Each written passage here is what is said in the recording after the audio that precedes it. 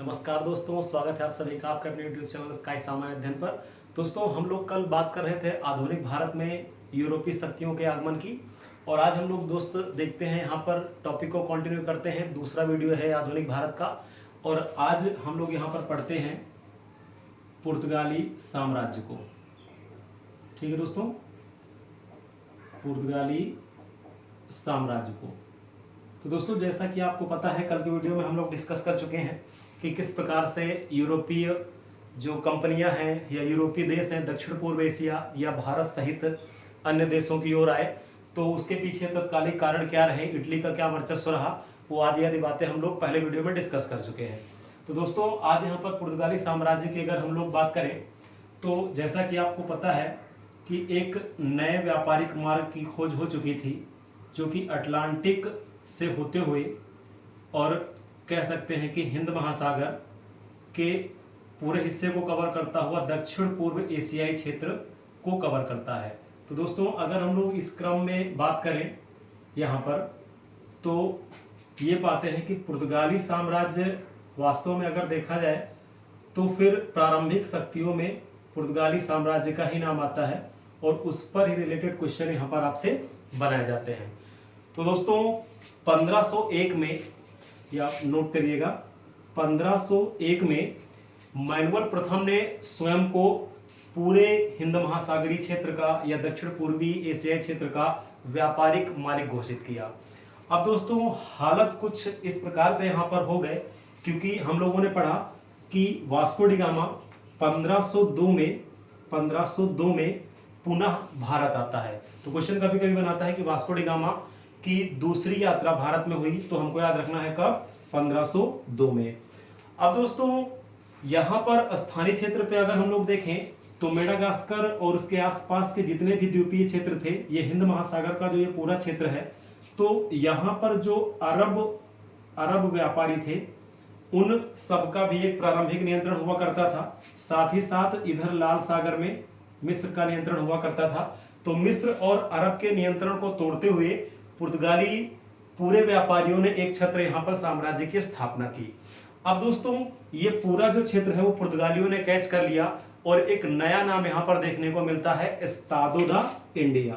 तो आपको याद रखना है, क्वेश्चन बनाएगा कि पुर्तगाली साम्राज्य को क्या कहा जाता था, तो एस्तादो दा इंडिया कहा जाता था पुर्तगाली साम्राज्य को। अब दोस्तों, अगर यहाँ पर हम लोग इसके बाद की बात करें, तो मुख्य रूप से पुर्तगाली साम्राज्य को भारत, या कह सकते हैं कि स्थापना का अगर श्रेय दिया जाए, तो यहाँ पर अगर हम लोग बात करें पुर्तगाली गवर्नर अल्मीडा, ठीक है दोस्तों, और इसके बाद अल्बुकर्क और फिर नीनो डी कून्हा। तो दोस्तों, यहाँ पर ये तीन पुर्तगाली गवर्नर रहे या वायसराय रहे, जिन्होंने भारत में वृहत स्तर पर, कह सकते हैं, पुर्तगाली साम्राज्य की स्थापना से लेकर के व्यापारिक स्थितियों में मुख्य भूमिका निभाई। तो एक एक इनको हम लोग अलग अलग से पढ़ेंगे। अब उसके पहले कुछ प्रारंभिक चीजें यहाँ पर देखते हैं। दोस्तों, अगर हम लोग स्पेशली भारत की बात करें, यहाँ पर भारत की अगर हम लोग बात करें, तो आपको पता है कि जो ये मालाबार तट है, तो मालाबार तट आपको याद रखना है कि ये काली मिर्च के व्यापार के लिए जाना जाता था, और इसके साथ साथ कोंकण तट भी। तो मालाबार और कोंकण तट आपसे बोलेगा तो काली मिर्च के व्यापार के लिए जाना जाता था, यानी काली मिर्च का निर्यात यहां से होता था। और दोस्तों, अगर हम लोग बात करें यहाँ पर भारत के पूर्वी तट की, तो भारत के पूर्वी तट में स्पेशली अगर हम लोग देखें तो तमिलनाडु में एक स्थान है नागापट्टिनम। इधर भी पुर्तगालियों का नियंत्रण हुआ। दोस्तों, नागापट्टिनम को सिटी ऑफ कोरोमंडल भी कहा जाता है, सिटी ऑफ कोरोमंडल, क्योंकि ये कोरोमंडल तट का हिस्सा है।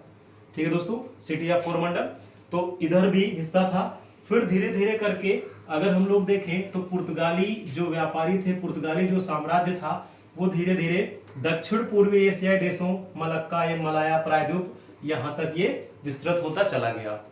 अब इसमें अगर हम लोग क्रम की बात करें, तो सबसे जरूरी है कि मुख्य रूप से अगर देखा जाए तो अल्बुकर्क के बाद यहाँ पर अगर अल्मीडा के बाद हम लोग देखें अल्बुकर्क को, तो उसने मुख्य कार्य यहाँ पर इस प्रकार से किया कि जितने भी व्यापारिक मार्ग थे उन सबको एक पूरी नियंत्रण में लेने का कार्य किया। तो सबसे पहले अगर हम लोग यहाँ पर बात करें फारस की खाड़ी, दोस्तों आप यहाँ पर देख रहे हैं ये यमन फारस की खाड़ी, तो यहीं पर है हारमुज, जो हारमुज जलसंधि भी है, हारमुज द्वीप, इसको नियंत्रण में लिया। और इधर ये लाल सागर वाला हिस्सा, इसको भी नियंत्रण में लिया।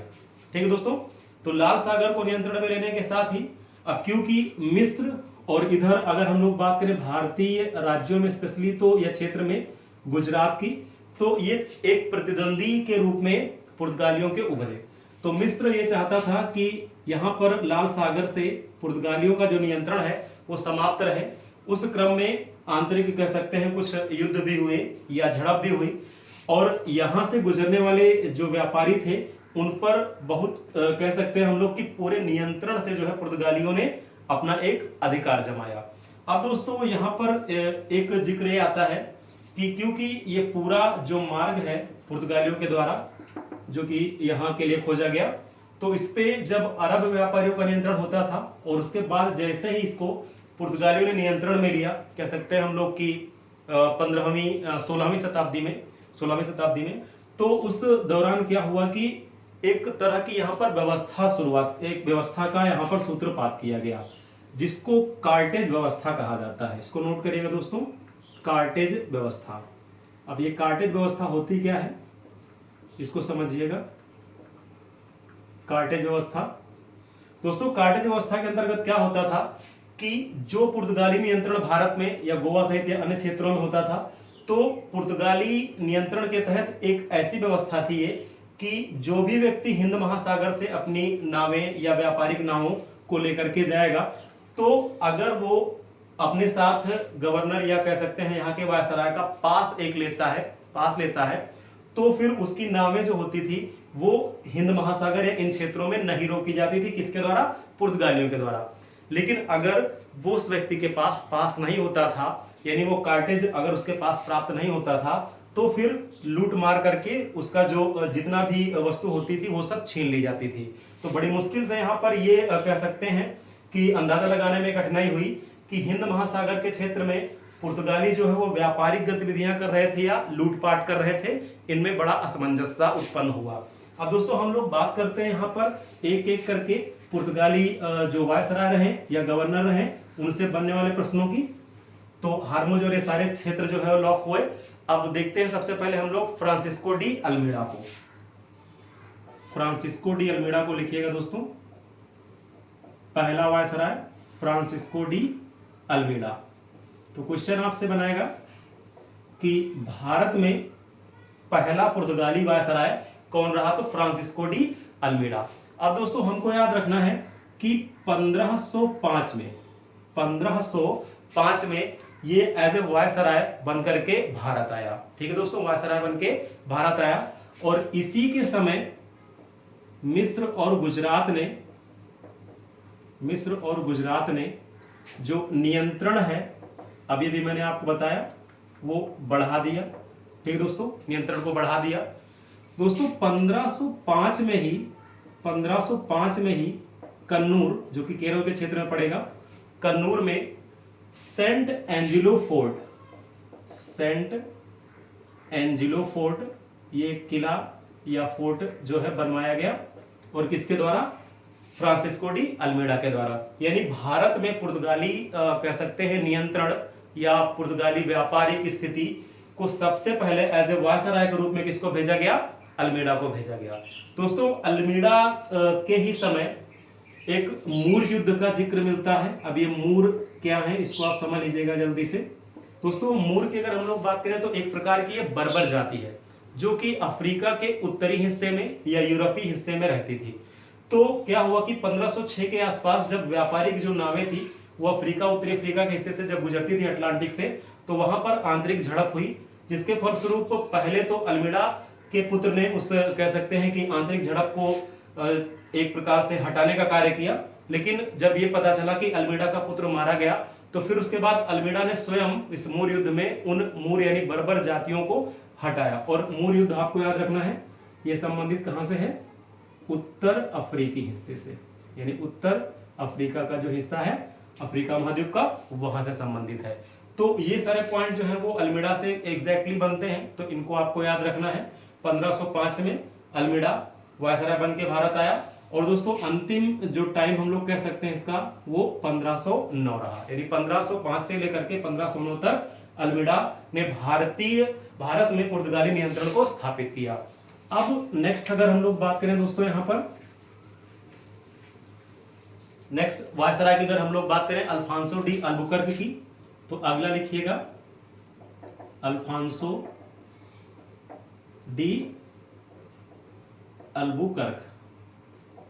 ठीक है दोस्तों, तो अल्फांसो डी अल्बुकर्क की अगर हम लोग बात करें दोस्त शुरुआत में, तो ये 1503 में एज ए कमांडर, नौसेना का अधिकारी, 1503 में कमांडर बनके भारत में आया। तो याद रखना है अल्बुकर्क 1503 में कमांडर बनके भारत आया, यानी अल्मीडा के शासनकाल के पहले ही हम लोग कह सकते हैं कि कमांडर बनके 1503 में ये भारत आया। लेकिन दोस्तों हमको याद रखना है 1509 में इसे वायसराय बनाया गया। तो क्वेश्चन आएगा कि अल्बुकर्क को वायसराय बनाया गया, तो कब बनाया गया? 1509 में वायसराय बनाया गया। और दोस्तों फिर इसके बाद सबसे मुख्य जो क्वेश्चन यहां से पूछा जाएगा, 1510 में इसने गोवा पर नियंत्रण स्थापित किया। गोवा जो कि कह सकते हैं कि बीजापुर का एक मुख्य हिस्सा हुआ करता था, एक पोर्ट के रूप में कार्य करता था। तो बीजापुर से इसने 1510 में गोवा को छीन लिया। अब क्वेश्चन मोस्ट इंपोर्टेंट यहां पर बने, क्योंकि इसने सबसे पहले नियंत्रण को लेकर के जितना भी कार्य पीछे अल्मीडा ने किया था उसको आगे बढ़ाने का कार्य किया, और वास्तव में जो पुर्तगाली सत्ता है उसके संस्थापक के रूप में जाना गया। तो क्वेश्चन बनाएगा कि वास्तविक संस्थापक किसे कहते हैं? हम लोग पीछे सॉल्व भी कर चुके हैं वीडियो 1 में, वास्तविक संस्थापक। और ऐसे दोस्त जो आज पहली बार जुड़ रहे हैं, तो वो मॉडर्न हिस्ट्री की जो पहली क्लास है उसको कर लेंगे, और उसके डिस्क्रिप्शन में वहां पर क्वेश्चंस की एक वीडियो दी गई होगी, उसको भी सॉल्व कर लेंगे, तो फिर ज्यादा चीजें आगे समझ में आएंगे। ठीक है दोस्तों, वास्तविक संस्थापक बोला जाएगा भारत में पुर्तगाली सत्ता का, तो किसको याद रखना है? अल्फांसो डी अल्बुकर्क को याद रखना है। दोस्तों एक अहम बदलाव इसने और किया, जब ये देखा इसने कि भारत में अब क्योंकि ज्यादा से संख्या तो बढ़ा नहीं सकते हैं, तो इसने अपने अधिकारियों को हिंदू महिलाओं से विवाह की नीति अपनाने को कहा। तो क्वेश्चन आपसे बनाएगा कि कौन सा वायसराय था जिसने हिंदू महिलाओं से विवाह के लिए, या विवाह की जो नीति है वो अपनाने को कहा? तो हिंदू महिलाओं से विवाह नीति को अपनाने के लिए किसने कहा? अल्बुकर्क ने कहा। मोस्ट इंपोर्टेंट क्वेश्चन आपको यहां से याद करना है। और दोस्तों 1515 जो कि इसका अंतिम समय रहा, 1515 में इसने मलक्का पर अधिकार कर लिया, दक्षिण पूर्व एशिया का हिस्सा मलक्का पर अधिकार कर लिया। तो ये आपको याद रखना है, मलक्का पर अधिकार का 1515 में।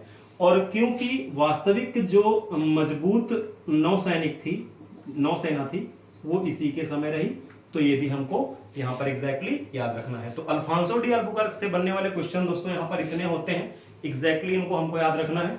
1503 में एज ए कमांडर बन के आया था ये भारत में, 1509 में वायसराय बना अल्बुकर्क, और 1510 में गोवा को इसने छीन लिया, जो कि हिस्सा किसका होता था दोस्तों? बीजापुर का होता था। अब वास्तविक संस्थापक किसको माना गया? भारत में पुर्तगाली सत्ता का वास्तविक संस्थापक कौन आएगा? तो अल्बुकर्क को हमको याद रखना है। हिंदू महिलाओं से विवाह की नीति अपनाई किसने? अल्बुकर्क ने, और 1515 में मलक्का पर अधिकार कर लिया, और साथ ही साथ मजबूत नौसेना का भी निर्माण किया इसने। तो अल्बुकर्क से बनने वाले सवाल दोस्तों इतने ही यहां पर आते हैं, इनको एग्जैक्टली आपको याद रखना है। अब क्योंकि 1515 अल्बुकर्क के बाद से लेकर के और 1529 तक दोस्तों जो पुर्तगाली नियंत्रण था, व्यापारिक नियंत्रण, वो तो बढ़ा, लेकिन कोई एक ऐसा व्यक्ति नहीं था, कोई एक ऐसा वायसराय नहीं था, एक ऐसा अधिकारी नहीं था जो कि वास्तव में कह सकते हैं एक सशक्त जो है आधार जो मिला हुआ था अल्मीडा और अल्बुकर्क के द्वारा, उसको बढ़ाए। अब इसी बीच 1529 में नीनो डी कुन्हा, नोट करिएगा, तीसरा viceroy important, Nino da Cunha, ये 1529 में वायसराय बना, 1529 में वायसराय बना, और भरपूर नियंत्रण जो है कह सकते हैं इसने स्थापित करने की सोची भारत में, पुर्तगाली। और सबसे इंपॉर्टेंट कार्य में अगर हम लोग इसके बात करें तो इसने जो पुर्तगाली मुख्यालय था कोचीन उसके स्थान पर गोवा। तो आपको याद रखना है दोस्तों, यहां पर नोट कर लीजिएगा कि नीनो डी कुन्हा द्वारा मुख्यालय कोचीन से गोवा स्थानांतरित किया गया। तो क्वेश्चन आपसे बनाएगा कि कौन सा पुर्तगाली वायसराय था जिसने की मुख्यालय कहां पर बनाया, गोवा में। तो आपको याद रखना है कि कौन था, नीनो डी कुन्हा, कोचीन से गोवा। तो अब 3 क्रमागत अगर हम लोग यहां पर देखें वायसराय से बनने वाले जो सवाल हैं पुर्तगालियों से, वो इतने ही यहां पर बनते हैं। अब दोस्तों अगर हम लोग यहां पर कुछ क्रम से जो घटनाएं हैं उनको फटाफट देख लें तो एग्जैक्टली जो चीजें हैं वो और माइंड में बैठ जाएंगी। दोस्तों इस पुर्तगाली जो प्रशासन था या साम्राज्य था या कह सकते हैं भारत में उसकी व्यापारिक स्थिति थी, तो इन सब को हम लोग 3 वीडियो में कंप्लीट कर लेंगे। इसके बाद एक वीडियो और आएगा जिसमें कि हम लोग उनका नियंत्रण से लेकर के किस प्रकार से उनका पतन हुआ या फिर कुछ धार्मिक स्थितियां कैसी रही इनके साथ, उन सबको भी देख लेंगे। ठीक है दोस्तों, तो वीडियो अगर दोस्तों पसंद ना रहा तो लाइक करते चलिएगा। तो चलिए स्टार्टिंग से लास्ट तक हम लोग क्रम देखते हैं। तो सबसे पहले देखिएगा दोस्तों 1498 में वास्को डी गामा भारत आया, ये आपको पता है। भारत आया कब, 1498 में, ये बात आपको याद रखनी है। फिर 1503 में इंपॉर्टेंट क्वेश्चन है, 1503 में प्रथम दुर्ग या फैक्ट्री जिसको हम लोग कहते हैं, कहां पर, कोचीन में। अब दोस्तों यहां पर दुर्ग शब्द जो प्रयोग किया गया, फैक्ट्री शब्द जो प्रयोग किया गया, तो किसी प्रकार का यहां पर उत्पादन नहीं होता था। मैंने आपको बताया ये वो स्थान चिन्हित होते थे जहां पर की वस्तुओं को ला करके रखा जाता था। ठीक है, तो फिर वहीं से फिर उनको कह सकते हैं जलयान या फिर जलमार्ग के सहारे जो है अन्य देशों पे भेजा जाता था। तो उसी को हम लोग यहाँ पर दुर्ग या फैक्ट्री का नाम देते हैं। अब 1505 में दूसरा दुर्ग इनका आया, 1505 में दूसरा दुर्ग कहां पर, कन्नूर में। तो 1505 में दूसरा दुर्ग पुर्तगालियों ने स्थापित किया, कहां पर दोस्तों, कन्नूर में। और आपको याद रखना है कि सेंट एंजिलो फोर्ट जिसकी की स्थापना किसके द्वारा की गई थी, अल्मीड़ा के द्वारा, कहां पर, कन्नूर, ये केरल का ही हिस्सा है। ठीक है दोस्तों, अब यहां से क्वेश्चन रिलेट करेगा। तो 1505 में ही हम लोग देख चुके हैं अल्मीड़ा वायसराय बना, जो कि पहला वायसराय था भारत में। पहला पुर्तगाली वायसराय कौन, याद रखना है, अल्मीड़ा, कब, 1505 में। अब दोस्तों अगर इससे क्रम के आगे हम लोग बात करें तो 1509 में अल्मीड़ा ने, 1509 में, क्योंकि इसका अंतिम समय रहा है, 1509 में जो मिस्र और गुजरात का नियंत्रण था, गुजरात का जो नियंत्रण था उसको समाप्त किया। किसके द्वारा, अल्मीड़ा के द्वारा समाप्त किया गया। और ठीक इसी समय आपको पता है 1509 में अल्बुकर्क वायसराय बना, जो कि दूसरा रहा। ठीक है दोस्तों, 1509 में अल्बुकर्क वायसराय बना, जो कि दूसरा रहा। गोवा पर अधिकार इसने किया 1510 में, हिंदू महिलाओं से विवाह की नीति, ये सारे पॉइंट हमको याद रखने हैं। फिर यही से अगर हम लोग बात करें तो 1510 में गोवा पर अधिकार ये किया गया, एग्जैक्टली अगर हम लोग बात करें। फिर दोस्तों 1511 में मलक्का पर अधिकार, मलक्का पर अधिकार। तो क्वेश्चन आपसे बनाएगा कि मलक्का पर अधिकार किया गया, तो 1511 में। अभी हम लोग दोस्त बात कर रहे थे हारमुज की, तो क्योंकि वो मुख्य फारस की खाड़ी का व्यापारिक हिस्सा था, तो 1515 में हारमुज पर नियंत्रण, 1515 में हारमुज पर नियंत्रण। अब दोस्तों आपको पता है कि 1529 इंपॉर्टेंट होगा, 1529 नीनो डी कुन्हा वायसराय बना, नीनो डी कुन्हा वायसराय बना। और हमको याद रखना है कि जो मुख्यालय है पुर्तगाली वो कोचीन से गोवा लेकर के गया, कौन, 1529 यहाँ पर नीनो डी कुन्हा। अब दोस्तों अगर इसके आगे हम क्रम से बात करें, पूर्ण अधिकार की बात करें हम लोग, तो मुख्यतः क्योंकि नियंत्रण जो था उसके आगे के फिर क्वेश्चन यहाँ पर बनेंगे, तो एग्जैक्टली हम लोग देखते हैं। सबसे पहले ऑन मैप देखते हैं दोस्तों। अगर हम लोग गुजरात के हिस्से को देखें, दक्षिण भारत को यहाँ पर देखें, तो दोस्तों ये हिस्सा है गुजरात का दीव, ठीक है। आज वर्तमान में केंद्र शासित प्रदेश है दमन दीव।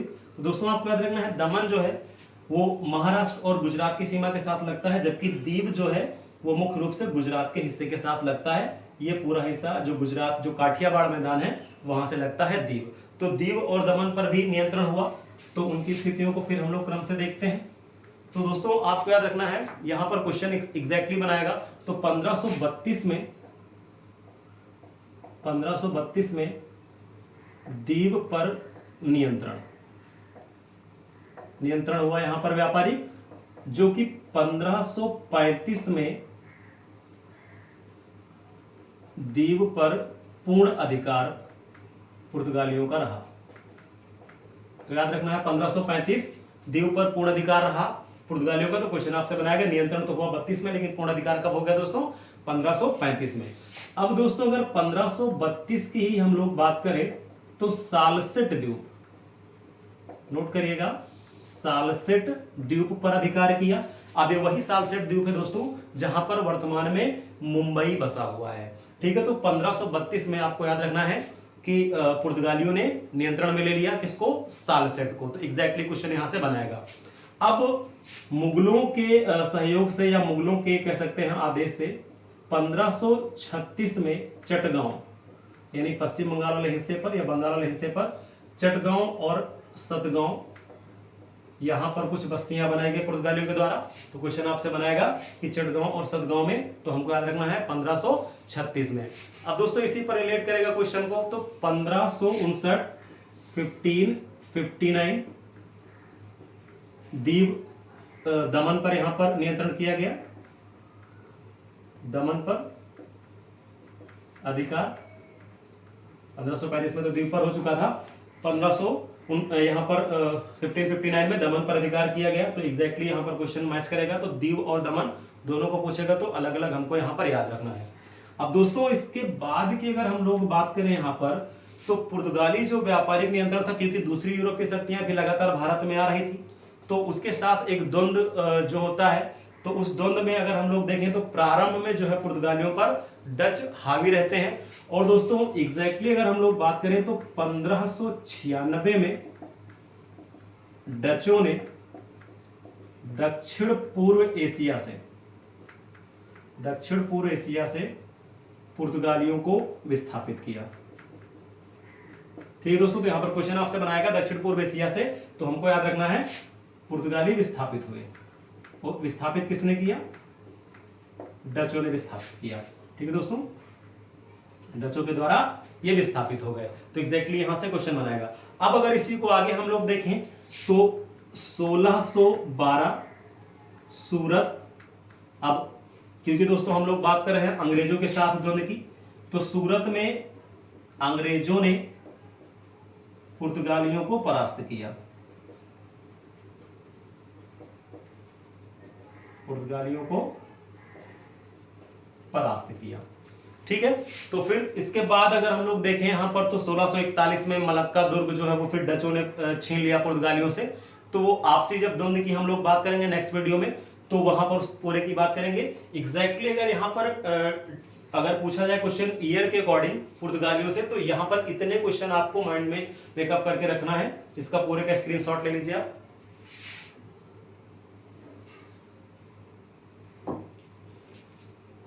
चलो दोस्तों ध्यान दीजिएगा। दोस्तों 1498 में वास्को डी गामा भारत आया, क्रम से याद रखना है। 1503 में पहला दुर्ग कोचीन में, 1505 में दूसरा दुर्ग कहां पर? कुन्नूर केरल में। और अल्मीड़ा वायसराय बना कब? 1505 में। 1509 में मिस्र और गुजरात पर नियंत्रण को समाप्त किया, किसने? अल्मीड़ा के द्वारा। और 1509 में ही अल्बुकर्क का वायसराय बना, जो कि दूसरा वायसराय, और वास्तविक संस्थापक कहते हैं हम लोग किसको? अल्बुकर्क को, याद रखना है। 1510 में गोवा पर अधिकार हुआ। और दोस्तों 1511 में मलक्का पर अधिकार हुआ, जबकि 1515 हारमुज पर नियंत्रण हुआ। और हारमुज हमको याद रखना है फारस की खाड़ी और कह सकते हैं अरब सागर के मध्य की स्थिति, यानी वो जल संधि जिसको हम लोग हारमुज के नाम से जानते हैं। तो 1515 हार्मोस पर नियंत्रण किया। 1529 नीनो डी कून्हा वायसराय बना। अब नीनो डी कून्हा से क्वेश्चन इंपॉर्टेंट बनाएगा, तो याद रखना है कि मुख्यालय कोचीन से गोवा लेकर के गया कौन?